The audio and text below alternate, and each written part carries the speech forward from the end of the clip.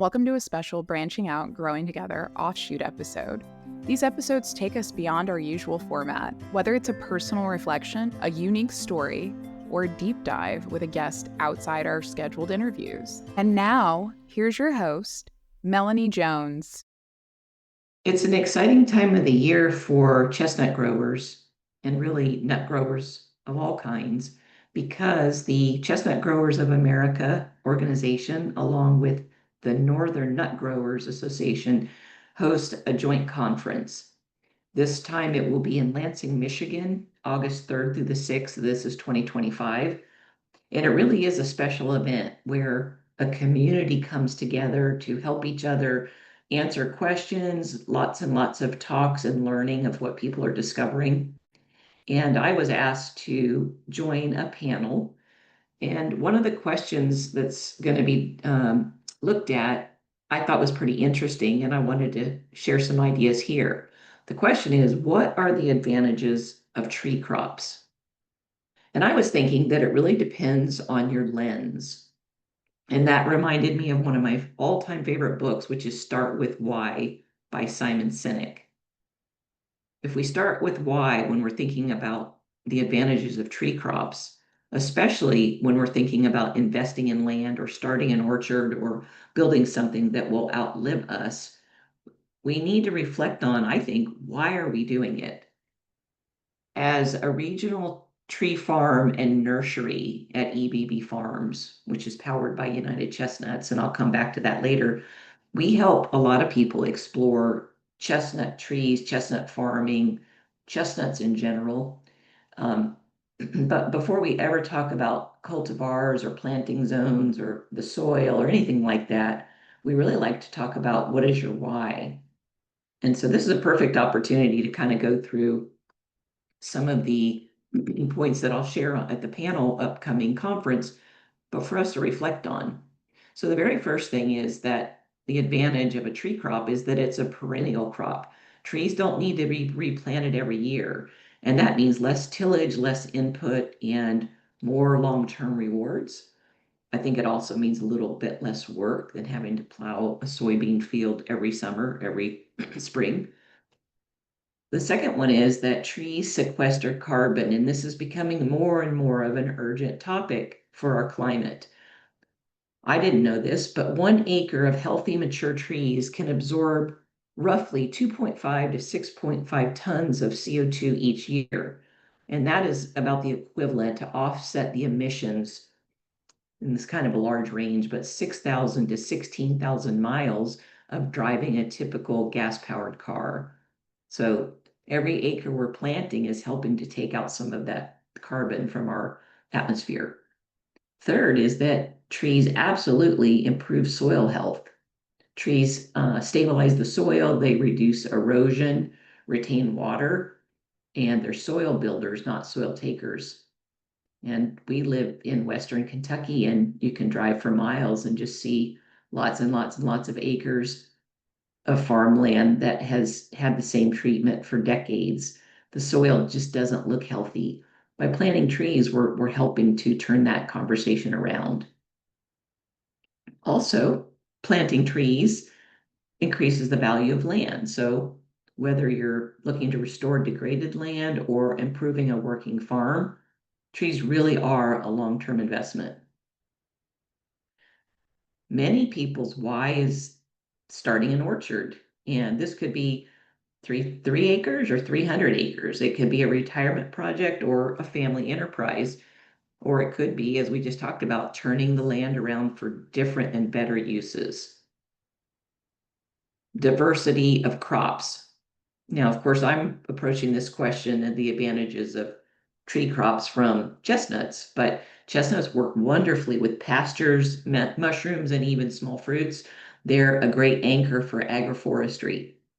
And agroforestry and regenerative farming is really starting to shine. It's a big commitment, but it's helping to heal the earth, and trees play a very important part in that. We just recently recorded a podcast episode with Willie Houston of Picket Grid Farms, where he's demonstrating these practices on a small farm. Restoration, maybe you have a piece of land that's just been overworked. Possibly there are trees that are not bringing a ton of value that could be replaced with crop trees. Beauty, there's aesthetics, there's nothing like walking through rows of trees, especially that are producing a crop that's going to bring in some revenue. It can just be breathtaking and good for the soul. In the case of chestnuts here, but other trees too, it's a food source that's been missing from the American landscape, and there's a movement for sure to bring that back. Not only is it nostalgic, but it's a superfood. They're packed with complex carbs, fiber, vitamin C, and no gluten. I read somewhere the other day that chestnuts have the potential to replace corn as a solid food source in the United States. That's a big, big mission and a big, big statement, but the potential is there. Also, supporting wildlife. Deer, turkey, squirrels, probably everything, love chestnuts. So for hunters, this is gold, and that might be part of their why. It's a Trees bring a personal sanctuary, just even owning a piece of land, I think. And planting trees can be part of the healing journey, a place to breathe, a place to let our kids run around and our grandkids. Sometimes the why is nothing to do with commercial, but just the joy of growing, experimenting, discovering. And I think that's really, really important for a segment of our population. When it comes to chestnuts, another why is that we import over 90% of the chestnuts eaten in the US. Why in the world are we not growing them here? And again, that movement is taking place. And over the next 20, 30 years, we'll see those imports go down. And another one of my favorite whys, and it applies to many people that we talk to, is defying ageism. We're just never too old to plant a tree. And some of the most excited growers that we talk about are retirees or empty nesters that are looking for their next chapter. And there is nothing like having a farm, especially a tree farm and orchards, problem solving, exercise, soul, just expressing ourselves. So all of these potential whys apply, one or more to each person that's considering the advantages of a tree crop. A couple little facts about the power of trees. A single tree can release enough oxygen to support two people for an entire year. So in the orchards that have thousands of trees like ours, you can be pretty excited about that. Trees protect the land. They slow down water, they create habitat, and they build life. We've become so focused, I think, on annuals like corn, soybeans, and wheat that we forget just how powerful perennials can be. But if you run the numbers, it's a bit eye-opening. So I thought I would talk about some numbers, quoting a longtime, very popular figure in the chestnut community, Tom Wall. Tom and his wife Kathy have been active chestnut farmers for over 30 years. And here's what he has to say. A well-managed 10-acre chestnut orchard should yield about 3,500 to 4,000 pounds per acre. So let's say that's 35 pounds per tree in average in 10 years. At a wholesale rate of $2 to $3 per pound, that's $70,000 to $120,000 for this 10-acre plot. But if you look at $7 a pound, and you can even go higher than that because you're looking at grossing 250,000 pounds per year. These numbers are realistic, looking, at maybe a 12-year investment, maybe sooner. But if we compare that to corn and soybeans, which often are bringing in just a few $100s per acre, chestnuts just don't feel good. They're a financially viable crop. The importance here is, though, can you sell the crop? And that is one of the reasons that we used EBB Farms as our prototype of a small scale farm. We end up with about 5,000 trees. But what if we can't sell them? And that is why I joined with my partner, Kim Douglas, to start United Chestnuts, where we're working to help make chestnut farming visible, viable, and collaborative nationwide.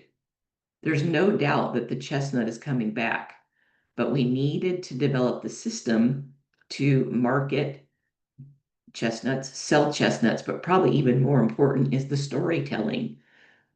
And it's an exciting endeavor. Our new website launched last week, and I'm excited to share with people who might benefit from it.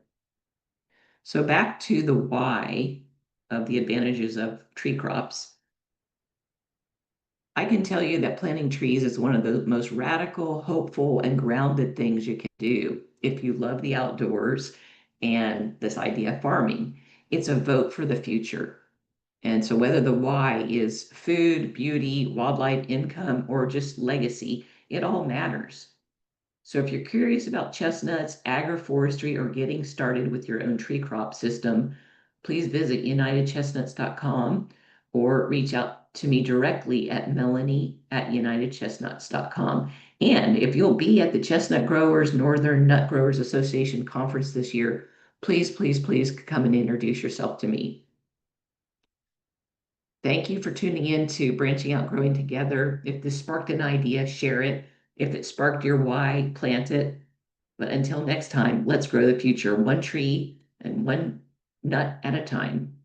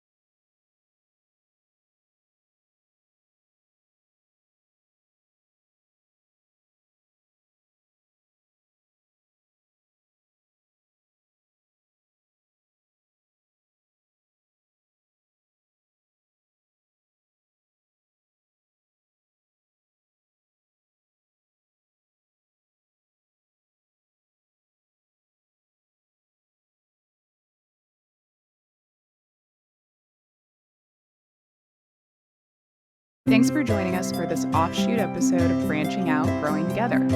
If you enjoyed this, be sure to check out our regular episodes where we continue to explore growth, connection, and the chestnut industry. And don't forget to like, follow, and subscribe for more. Until next time, keep growing.